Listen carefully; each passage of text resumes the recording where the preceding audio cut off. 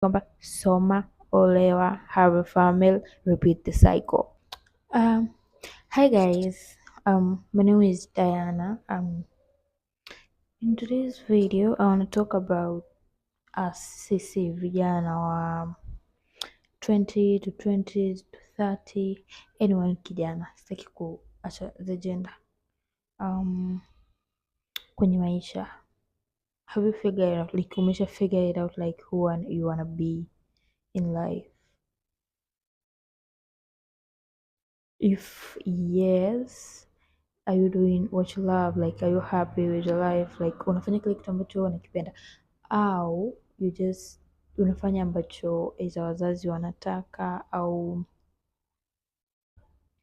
elimu ilikokupeleka, au hela ilikokupeleka?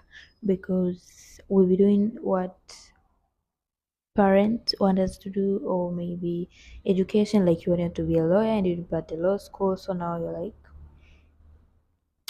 mtu mwingine tu duniani, maybe an accountant or something. Umebadilisha career labda kwa sababu ya elimu, au ni pesa, maybe ulitaka kuwa mtu fulani lakini kwa sababu pesa haiko, and of course ajira pia hazipo, so unafanya kazi kwenye chochote kile ambacho as long as unapata pesa.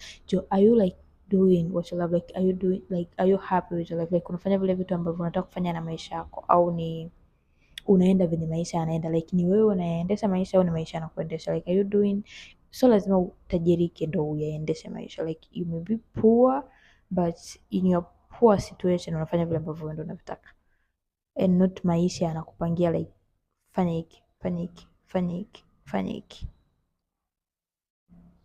That's a question. Like, have you figured out your life? Like, have you figured it out your life? Like, how did you know like who you are? Like, do you know like who I am, who I wanna be, who I embrace, like where I wanna go, like goals, ambitions, like hiyo. Yani ukiachana tuna ile kwamba soma, olewa, have a family, repeat the cycle. Yani ukiachana na hiyo, do you have anything of your own that you put in, yani hapo katikati in this cycle, which we're gonna do it like you can do it in your way, like not ambavyo dunia inasema au familia inasema, au ama let kanisa lichague au msikiti, but are you doing it like the way you wanna do it?